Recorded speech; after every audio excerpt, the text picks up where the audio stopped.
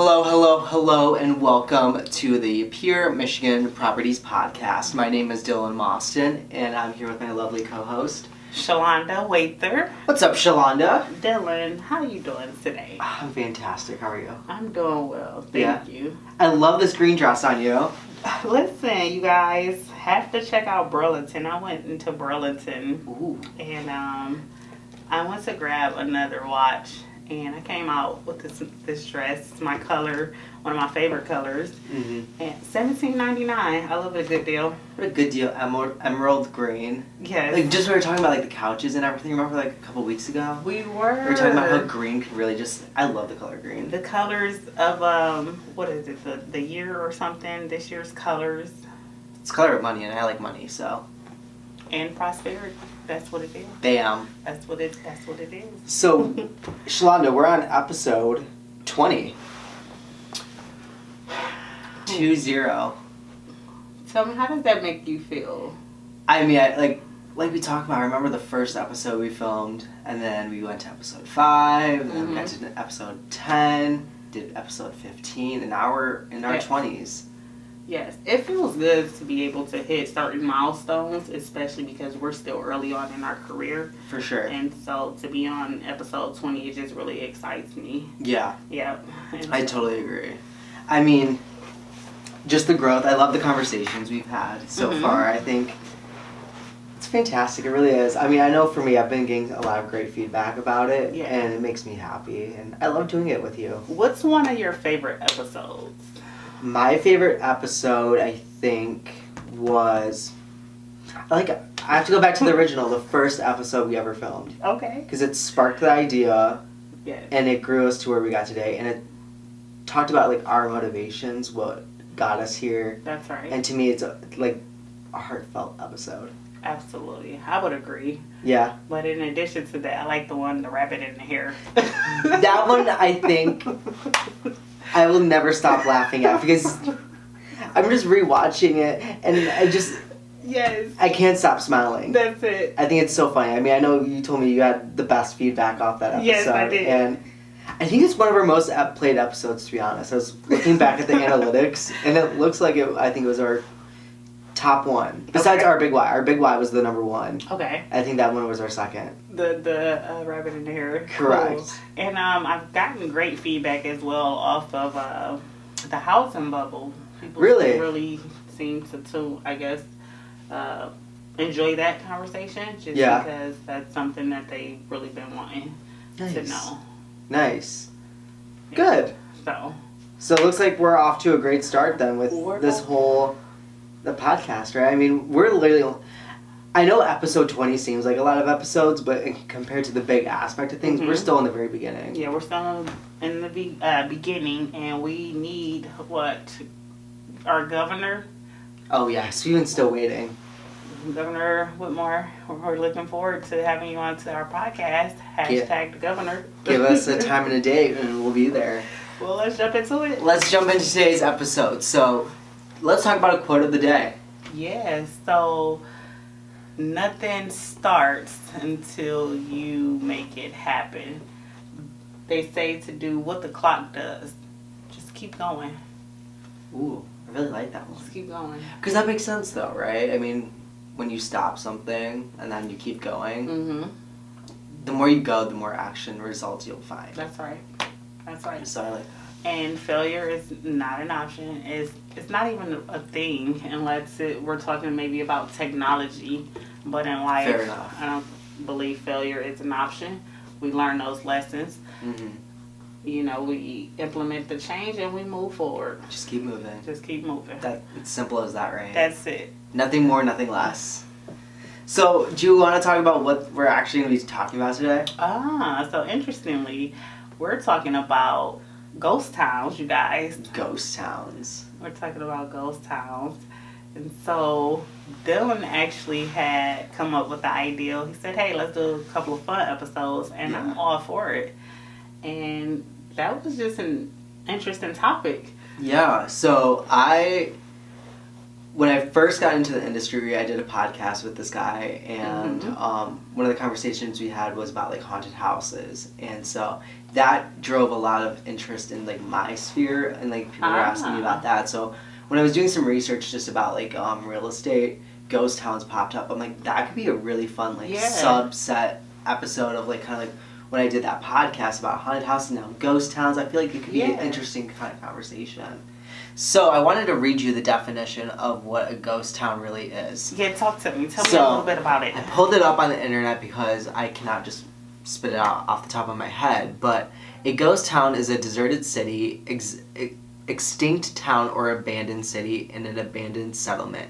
Usually one that contains substantial, visible remaining buildings and infrastructure such as roads.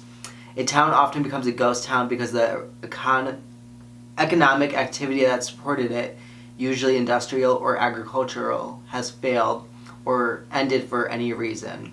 So, I mean, if like mining, digging for oil, like that's the reasons why that town is really nowhere, has no more population there anymore. And so, it's interesting that that's the definition. I feel like, well, tell me this before we go further. Yeah. Where can we find these ghost towns in Michigan? Do we have, I'm sure we have some. Yeah, so we do. So, I mean, I've never personally heard of these, and that makes sense because no one lives there, right? So I pulled up a list of a couple things, places that are ghost towns. So there's a place called Sheldrake. It's a little fishing village beyond Native Americans. In 1895, a lumbering operation moved in, and in 1899, it was sold to the copper mining company.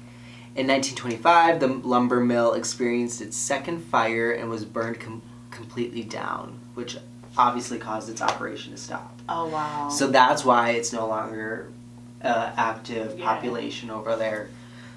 There's another place called Emerson, which is located in by Lake Superior.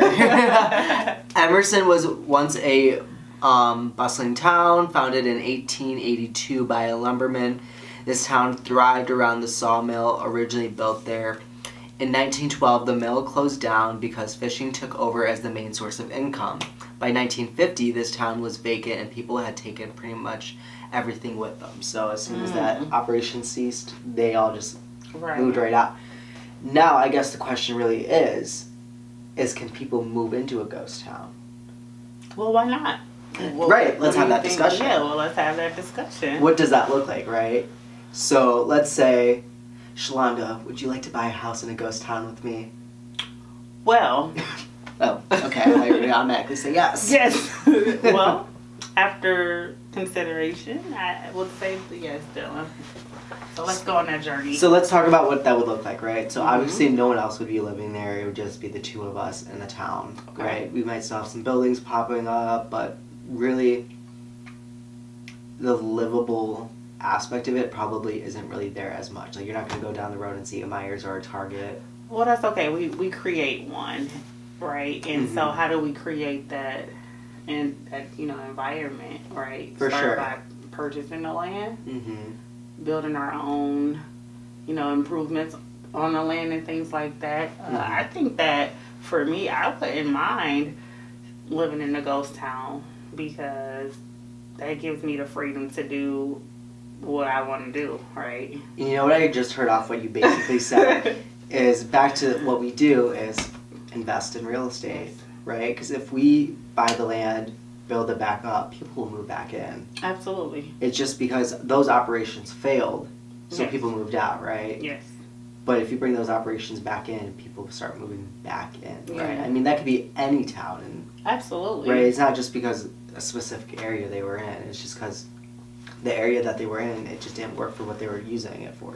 How would you utilize the space? I hear you say that, hey, we bring these things back in, these resources, these jobs, these manufacturing, yada yada. What would you use it for? So, help me imagine your space. So, I mean, if we're talking, this is unrealistic. I would just love to live in a ghost town where like no one's around. It'd be kind of interesting. Probably I'd live there for a year and then be like, hey, I need to talk to some people. I want to go down the road and like hang out with someone. But like just kind of experience like the quietness. Mm-hmm. Like no one's around you. You get a whole how many acres of land it is to yourself, right? But realistically, to make a town work, you do have to be income producing. You have to make some kind of money. I mean, the world's not free, unfortunately. That's right. But so you have to figure out how to bring jobs there, how to bring people there, right? Mm-hmm. You have to figure out how to make a system work. That's right. To where the system works for you. That's right. So I think those are the challenges, especially with these ghost towns, that they never figured out how to make it work. And I think that's actually an interesting idea. If you have money, you can come in, invest in real estate, and make it work. But it's going to take a lot of effort, for sure. And so, for starters, who do you think would be the best type of person to come in? Because when I think of it, Dylan, I'm thinking, and this is me, right? Mm-hmm. If I were to move to a ghost town, I'm probably doing everything that I would love to do that I haven't been able to do in the inner city. And so that means like I'm ATVing every day. Yes. We're going to do some archery. Yes. We're going to have a party. Like, we're going to plan our own foods and things like that. I feel like that's kind of what you're talking about. It's like it's kind of someone who loves the adventure. Yeah. Right? It's not someone who is very like, oh, I'm going to go work in my office from 9 to 5, because it's not going to work like that, right? Right. You have to be, like, that's kind of, because you have to build that land back up. Right now it's nothing, because no one's lived there. No one's making improvements on that land. So it's really that person who's willing to put in that work, to bring that land back up to speed and make it great again, really. Make it great again. Make real estate great again. That's it. And you know what? Like you even mentioned, investing, right? Mm-hmm. This is the conversation really surrounding real estate investing, right? Feel like it's the perfect opportunity because one gets to make their own. They have control of the land. Yeah. Right? I mean, whoever owns the land is the wealthiest person, right? Right. Because land is a scarce, what's the word? That's a scarce resource. Scarce resource, yes, thank you. Yep, it's a scarce resource. Land is a scarce resource. Yeah. Can't get more of it. Mm-hmm. But you can always keep building buildings, you can always build houses and stuff. Yeah. But if you don't own the land of it, you can't do that, right? Mm-hmm. And that's why I say the people who own the land are the richest people in this world. That's right. Because you can't get that, can't keep building that. Yeah. So I think someone who genuinely understands how land works and how to make it, build it back up, that's the kind of person that would be the best fit. And like I hear people talking about all the time, like invest in real estate, invest in apartments, invest in multifamily, right? Invest in single family. Invest in a ghost town. Invest in towns. Go big or go home, right? Go all the way. How about all town? Listen, it's like I hear you, Shalaunda. It's like, okay, invest in a town. Let's talk about that. Let's become income producing crazy, right? Now that's the mindset. That's a mindset. Mm-hmm. People think like this. You need to go big, You need to go big or go home, like you said. Let's buy a town. That's why. Maybe I think what's the first step? Get in contact with a great realtor. Get in contact with a great realtor, you guys, and we'll help you buy towns. That can be our niche. Yes. We're not gonna buy a single property. Don't come to me for a single family. We're going for towns over here. Absolutely, I like that. You're looking to buy Emerson Town? We got you. Ta-da! Give us a call. But here's the thing, right? How many people do you know or think are aware of, these ghost towns? Because honestly, I've heard of a ghost town before. I never thought that we had ghost towns in Michigan. Same. Until, recently. Right, I mean, I see like the movies, the TV shows and stuff, but I never put much thought about it afterwards. One, because to be honest, I've never even understood why a ghost town becomes a ghost town, but like after reading the definition and going through it and doing some research on my end, it makes sense, right? If the town can't support the people in it, the people are out.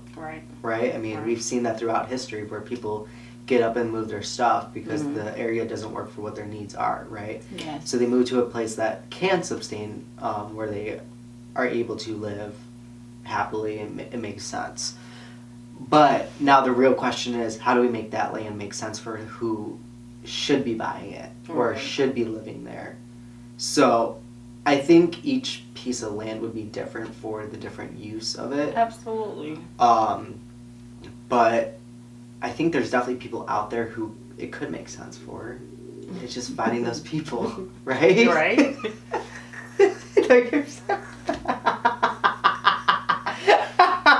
We're going through it this morning. My gut is telling me yes. We have a special guest, guys. Both our guts at this point. They just decide to chime in. This is... It's like, hey, I'm here too. That's funny. My goodness, I was just talking and I'm like, are you interrupting me?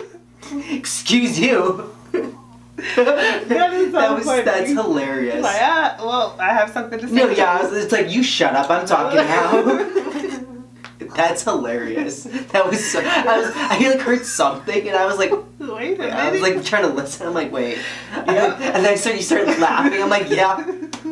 That's funny. So yes, Shalaunda's gut is telling you it's the gut feeling. Yeah. Get a ghost town. My gut is telling me, or telling you guys to get started now. Figure it out, how you see fit. Yes. And we'll work through getting, helping secure finances, and just planning out that journey map. For sure. I mean, I think if you're investing in like I said, investing in real estate, buy the whole damn town. Buy the whole damn town. Don't just buy a house. Buy the town. Be great. Be great. And on that note, I think we're gonna wrap this episode up. Yeah, my stomach is bad. So Shalaunda, if they're looking to buy a ghost town, how do they get in contact with you? Well, as always, I'm more than happy to, service your inquiries and requests and things like that. So reach out to me by calling me or texting me at 586-339-8321. I'll say that a little bit slower. 586-339-8321. That is my direct line. I'd love to hear from you. Or you can find me at Shalaunda, SHALAUNDA.KW.com. Dylan, let's hear from you. Best way to get in contact with me if you're looking to buy a ghost town is to call or text to 248-891-9860. Or you can check out my website, dylanmostyn.com, spelled DYLANMOSTYN.com. And I look forward to having a conversation with you. Bye, you guys. Bye, guys. We will see you on the next week's episode. Next week's episode, so stay tuned. Oh, really quickly before we end. Yes. Coming up May 17th, and I said that I would share this in a previous episode. It should be a Saturday. If I'm not correct, then please know it's the second Saturday in May that the Eastern Market is having Flower Day. So I look forward to seeing everyone Flower Day. We'll see you there. Bye. Bye, guys.